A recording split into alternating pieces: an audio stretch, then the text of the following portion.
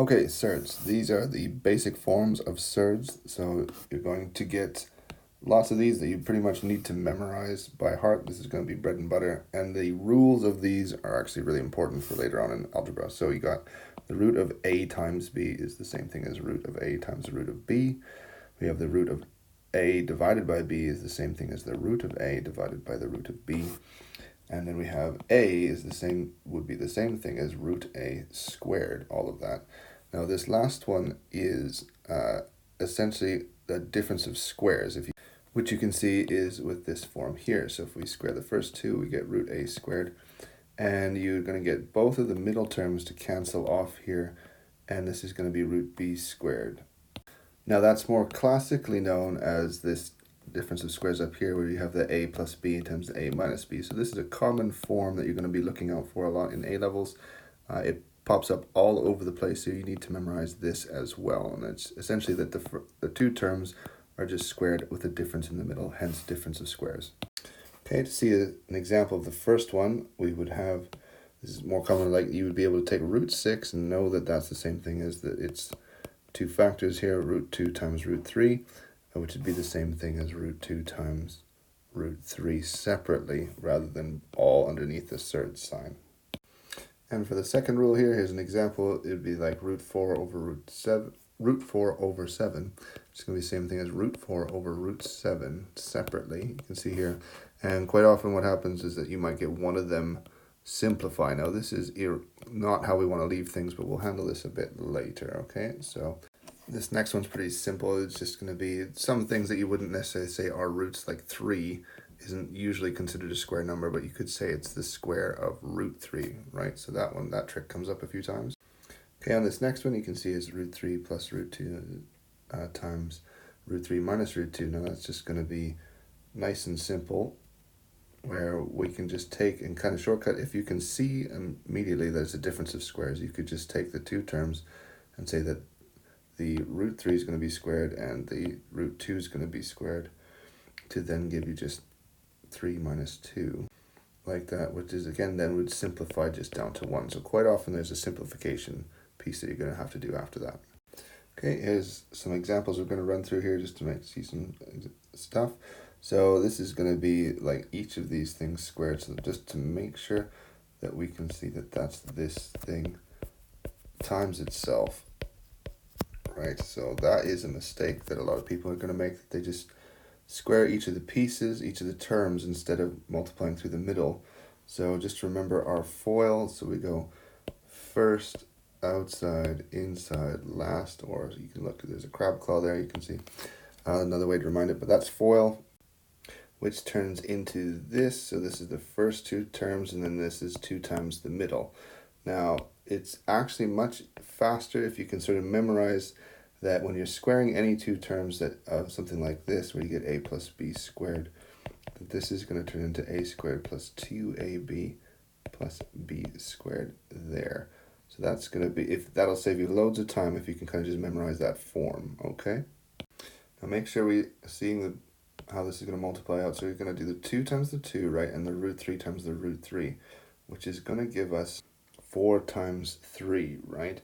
So that is the thing that your brain is going to want to do. This is where things mess up. You try to do a lot of this in your head, and it can go wrong. Now, because these are all just numbers, you could just do everything on a calculator, which is fine as well. But quite often they're going to throw in a variable. So instead of having root 3 here, that might be an a, or maybe there's a b out here. So you still need to understand how to go through all of this, okay? So let's get the rest of these on there. So the next term is going to be 2 times 3, which is 6, and then root 3 times root 7, which is root 21. Now, if you use the above form, you could have shortcutted this and said that, but there's 2 of these, right? So it's 2 times, again, over here. And so then we finish off the last one with root 3 times 3, which is going to be 9, and root 7 times root 7, which is just going to be 7, all right? And so there's that's the thing with this, that you do this in your head, you're going to get some funny numbers and things. Now this should simplify, as you can see that this is going to be 12, and this is going to be 12 root 21, and 9 times 63, right? So then you can see we have just numbers on the outside, and then a surd in the middle.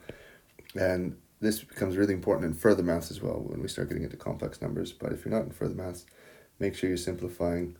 And that should get us 75 plus 12 root 21. Okay, here's another type of question. So this is to change two surds into a different form here.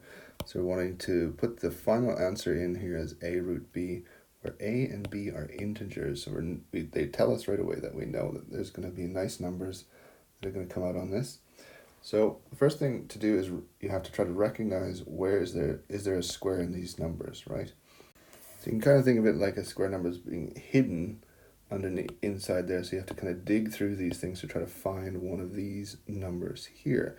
And yeah, you can recognize hopefully that 25 is inside both of those, right? So root 75 becomes root 3 times 25, and root 175 becomes 7 times 25. Now what we're going to do is that these, we know that through our operations from the previous pages, that root 25 can turn into something else. Now a lot of these steps you're going to want to try to skip in your head if you can, because going through each of the steps is actually a bit tedious. So you want to skip and memorize as much of this stuff as you can, right? And so that becomes root 3 times root 25 minus root 7 times root 25, and it probably would have been nicer the other way around, but the root 25 just turns to 5, so that's just going to be 5 times root 3 minus 5 root 7. And that's as far as we can go because the roots are different, right? So we can't actually combine this any further. You could possibly take a 5 out of this if you wanted to do it that way and turn this into 5 times root 3 minus root 7. Sometimes the exams ask you to put it in these really weird particular forms, so be comfortable manipulating these things as much as possible. As we took out, like here, just took out a common factor of 5 on that one there. Okay, so we're going to move on to rationalizing the denominator here, which is talking about getting rid of this guy down here, because in mathematics we want the denominator to be defined, because that causes a problem if this thing is 0 or technically has no end, right? So this root 7 is an irrational number, which means that it has, if you turn it to the decimal number, it's going to just have an infinite amount of decimals kind of trailing after it, and that's kind of a problem because then it's sort of undefined as to what it's being divided by. So how do we handle this? What we're going to do is we just multiply by 1, which is sort of just, you can multiply anything by 1, but we choose something nice to try to change the form here. Now we know that when root 7 times itself, this is just going to be 7, so this just then turns to 2 root 7 over 7. And so now this is fine because 7 is defined on the bottom of the denominator. And so this is the preferred form of things here. Your calculator can handle this, but mathematics principles say that you should be putting it into this form here. Okay, so this brings us to another type. Now notice here that this one actually has 2 terms here. So a term is anything is kind of like a block of multiplication or division that is separated by an operator like plus or minus. So this has got 2 terms on the bottom, and we need a different trick for this one. So we're still going to multiply by 1, but if we remember our difference of squares idea is that it gets rid of the middle term. So we kind of want to get rid of these surds here. So the trick is then to multiply by almost the same thing, but we just make it into a difference of squares, top and bottom. Now you see that this whole term here is just 1, so it's not going to be any change here. And we're going to say everything across the top is going to multiply, right? So 4 times all of this, and this guy times all of this, right? So you might find it useful to put some brackets around things, right? Just to keep it nice and tidy for you, so your brain can keep it organized. So let's just do that.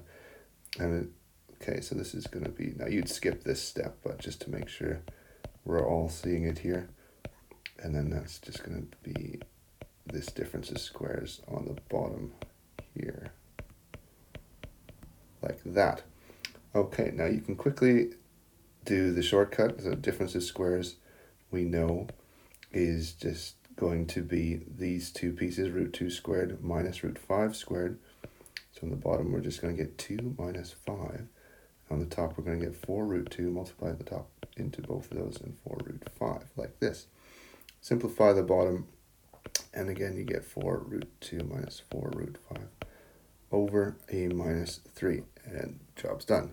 We've got a defined term on the bottom and surds on the top with 2 different surd pieces are under here, so root 2 and root 5, so we can't do anything more with them. Again, you could have left it probably as the top here, but this is fully multiplied out, okay? Okay, so this brings us to our third type of an example. Now this, I've increased the difficulty quite a bit here by adding 2 variables to this. The form's still the same, so if this was all numbers, you could probably just pop this into the calculator. It might say show detailed reasoning, but it's pretty tough to limit this, but you're going to get a lot of numbers canceling off and stuff. So let's just see what we do. Now, our trick is still going to be the same, right? We're going to multiply by the thing that's going to make a difference of squares down here. So this is going to be root 3 minus, so it's only the middle operator that changes here. So these numbers stay the same. And it's going to be like this, root 3 times x, right? And again, brackets if you need them, just to keep yourself organized here, okay?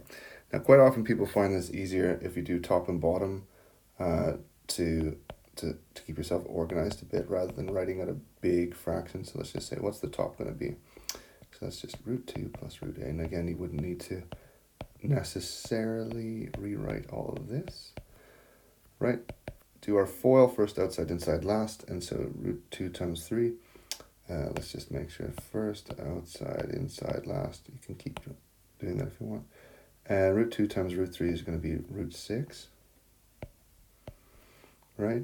And then root 2 times minus root x is going to be minus. You can combine them because they're both under the surd, right? So it's going to be 2x underneath here. Then you go to the inside, root 3 times root a. So that's going to be plus root 3a. And then right at the end, you get minus root ax. And you can see that is quite a mess. So there's not going to be anything we can do with that. That would be the top, and this to the bottom would be, now this should still be a difference of squares, right?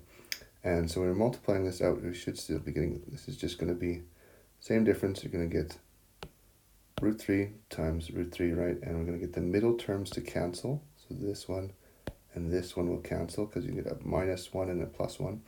And then these two are going to be squared. So we should just get 3 minus x, and therefore the answer is at the top over the bottom, like so. And there's not much you can do with this because they're all different surds pieces and it's quite messy. So that would be the form of it, right? So this is when we have variables in it, so they want to see the form of this, and so the method, right? So you're always going to get some marks if you do this step here, right? So if nothing else, remember this step because that's always going to be a mark for you.